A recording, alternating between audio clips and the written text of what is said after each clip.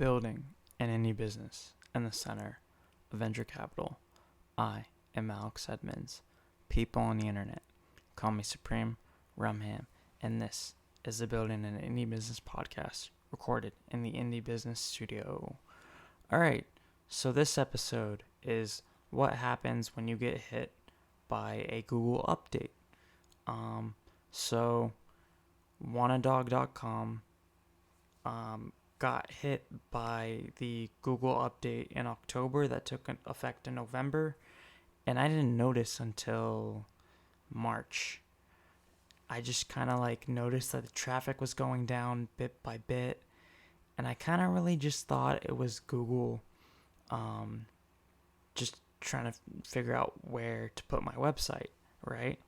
And then I kind of looked at an overview of all the traffic on SEMrush, the little chart that shows you how your traffic is doing month to month, week to week, year to year.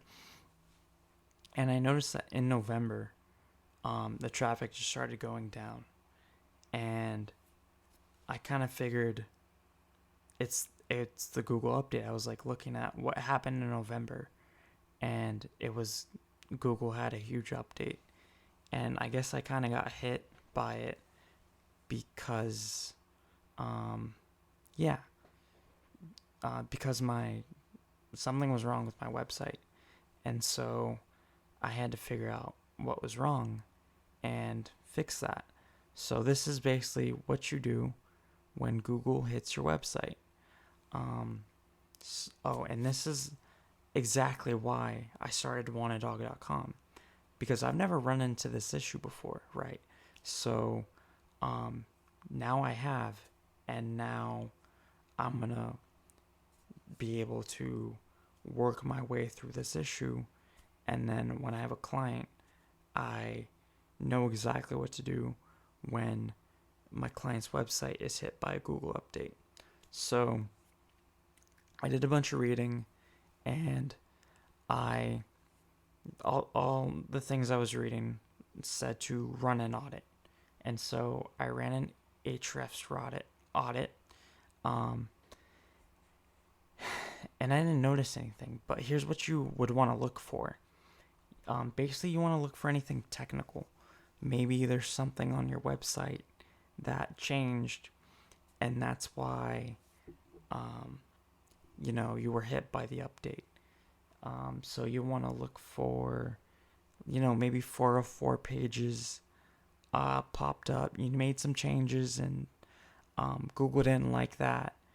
The pages are dead. You didn't update your sitemap or something like that. You're looking for technical things first. Maybe there is a URL that you would link to on multiple pages, and that website went down, and now you have a bunch of dead links on your website. You want to check for that as well. Check your sitemap. Maybe you're having security issues, your Cloudflare certificate ran out and you didn't notice, and you have to go renew it, which makes you lose your security, but it's very easy to fix. Broken redirects, multiple title tags. You don't have those if you listen to this podcast. Let's see, anything else? Duplicate pages without canonical link. So you duplicate the page, but you don't point to the original page. Again, something you shouldn't have if you listen to this podcast. Anything else? Images. So this goes back to compression image hell is what I call the episode. Maybe your files are too large, so you install an app, or you do tinyimage.com and you compress all your images. That's something.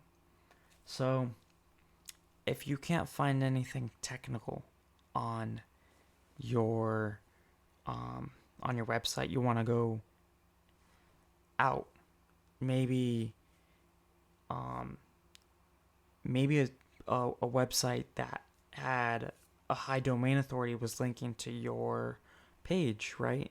Um, and then that website took a link to your website off of their website, and you lost domain authority because of that. That's something possible. That's something you can't fix. I mean, you can go look for more backlinks, but if it was like BuzzFeed linked to your website, um, that's a 90 domain authority website right there. That'd be hard to replace even if you had like a couple, like 3 or 4, 40 to 50 domain authority websites linking to your website. Okay, there's technical, there's off page. Then, if you still can't find anything, the problem is on page, and that means it's your content. Your content is not good enough, or Google had an issue with your content. So, I worked with someone who had a solar website, and they would talk about solar state by state in the US, right? And a lot of the content ended up being the same. And that made the domain, that made them eventually start, their ranking was high and then it started to go down and they started to lose traffic. So my job there was to, just rewrite the content and make it more unique. So that's what I've been doing for wantedog.com. I've just been going back and looking at every product description and changing it. I put them back on MarketMuse and I just add more keywords, add sentences, make it sound less like it was written by AI, basically. So, but also what I realized is as I was going through writing the product descriptions, I started to do little things that would, add more keywords, make it more favorable within Google that I didn't do to the first couple of product descriptions or even in the middle. Like the first 30, let's say. And so going back, I'm just, not wording it the same exact way, but like adding the same phrases basically. So towards the end of the first batch of product descriptions, I would have to add stuff about like using markers, using crayons, using colored pencils. I didn't do that at the beginning, and the coloring utensils were keywords that I could use to improve the ranking and like the match for the keyword. So, the first coloring page product descriptions that I did, it was like Corgi, Dalmatian, German Shepherd. I didn't have anything about coloring utensils in those product descriptions. So I just went back and added those. I added a couple things about like, high quality coloring pages. Like the keyword was high quality that I was using. Things like that. I just added like different, keywords, and then also I kind of added headers. Well, I did. So like, I have like benefits of Dalmatian coloring pages, and I talk about like reconnecting with your inner child, things like that, or like fun facts about Dalmatians, which I did that on like the very first like Corgi and Pug, but in the middle, like the latter and the last 30, I didn't have those. So I added those back in just to like increase the word count and keyword density. is the word I was looking for earlier. Yeah, so I've been doing it for about a month. I've started to notice a little bit more traffic.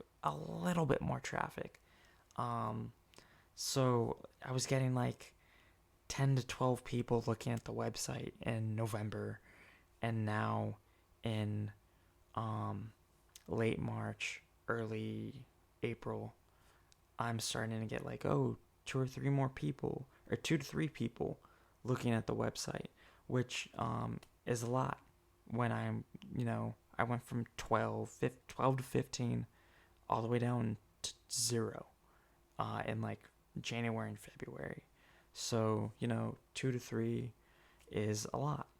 Um, it's growth, right? That's all I need. I need growth. I just need some growth. Like, it starts with 2 to 3, uh, May, June, 4 or 5 people, and then just getting up there, just making it good for Google. Because again, in May, I have 1 year of Wannadog, so apparently 1 year for Google is like, oh, we trust your website. We know where to put your website.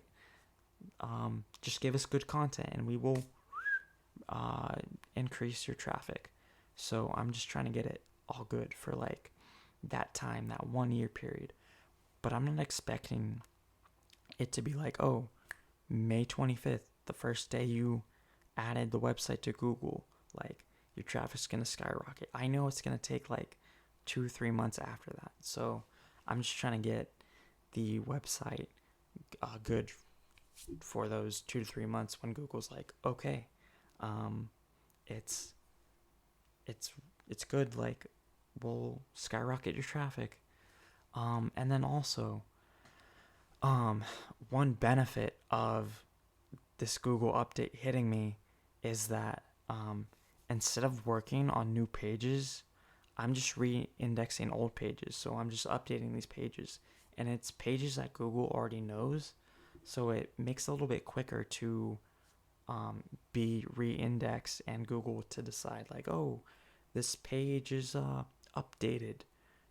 Let's rank it higher, because Google prefers you, or it likes people to update pages and add more content to it instead of like having new pages. Um, so yeah, that's actually one benefit of me getting hit by this update. And yeah, that's how you handle updates, and that's how I'm handling this um, update that affected me negatively. Um, so yeah, I will update you guys if I started to notice anything. So like, if in 2 to 3 weeks, corgi coloring pages starts to, get like 4 to 5 people a day, then it's because I updated the page, and it Google decided to rank corgi coloring pages a little higher. So yeah, that's all I have for this episode. Thank you for listening. Have a nice day. Bye.